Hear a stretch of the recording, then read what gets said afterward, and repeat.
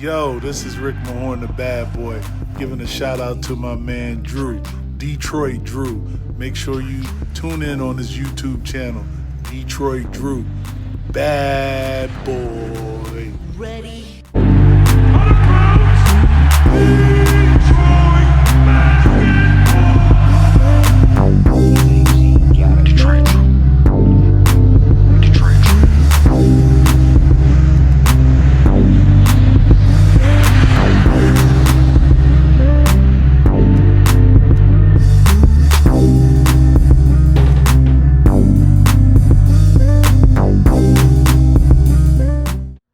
Yo, what's good, Peace Man? Hopefully you guys are having a great day today. Let's start this day off, or I guess I should say, let's start this week off with some NBA draft talk involving our Detroit Pistons. As we all well know, we are at the 7th spot currently in the NBA draft after the draft lottery, which is giving us some options. So yesterday I talked about Killian Hayes, and if he's available at 7, he should be the Pistons' #1 target. But the way the draft works is you can't control who is taken ahead of you. And there are a couple teams, mainly Chicago, I think, is going to be the big factor there in taking Killian Hayes if he's available. But if he does fall to 7, he should still be the #1 option for the Detroit Pistons. However, let's start talking about some other alternative options, because there's a lot of point guards in this draft, and quite frankly, I like all of them. I might not be as high as others as I am on some, but Kira Lewis he's eye-opening to me. You know, his main knock is his size and his weight. But I think in time, we can straighten that out. You know, he's a rookie. Most rookies don't come in just jacked. There's a few exceptions like Anthony Edwards and James Wiseman in this draft, I think have great frames to play in the NBA right away. You know, last year we've seen it with Zion and Ja Morant. They came in and they handled their own. I still think Ja needs to buff up a little bit, but it comes in time. You know, there's a reason there's a thing called development. It's part of the NBA journey, and I think that Kira Lewis, that's going to be one of his big things. But being a point guard, really, you don't have to be super jacked to finish at the rim. You do have to finish with contact.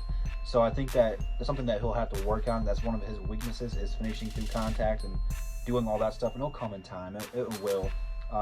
But his prime, I don't like comparing people to begin with, because it creates a weird thing in my gut. I just don't like doing it. But he reminds me a lot of Brandon Jennings. And, you know, going back to seeing how good Milwaukee was when they had Brandon Jennings, they were fun to watch. And Jennings was an all-star caliber point guard. Didn't make it every year, but he was always on the borderline. And I think that's something he can develop into. He's got blazing quick speed, great playmaker, great shooter.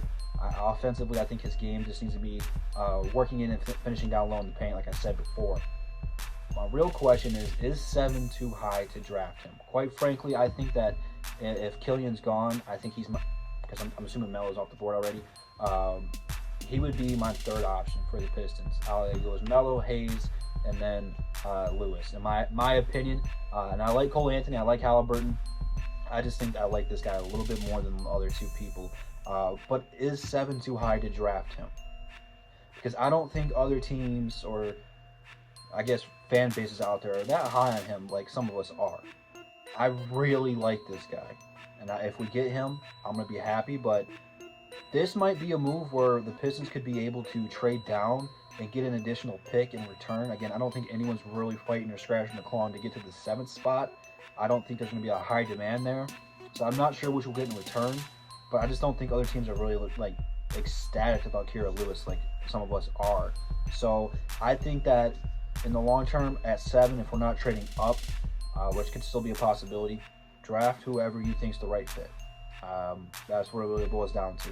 I don't care if it's Killian. I don't care if it's Lewis. I don't care if it's Cole Anthony. I don't care if it's Halliburton. I don't care if Obi Toppin falls all the way there. If it's the right guy that you think, Troy, draft him at 7. Do not get a chance for him to get picked up or be stuck trading down, and now you have to draft someone that you really didn't want to. So I think that if Killian's gone, I think Lewis would be another solid option at 7. But let me know what you guys think down below in the comments, man. I'll be sure to get you guys' thoughts. Go ahead and like those and see what you guys have to say as well. Make sure you go to the description. Follow me on Instagram and Twitter. We will be live on JMO's channel this Saturday for Above the Rim, so start marking your calendars. Also, we'll be live Saturday. I believe we'll be on PD's channel for our live hockey show. Go check all that stuff out, and I'll see you guys in the next one. And that's the bottom line because Double D said so. Peace out.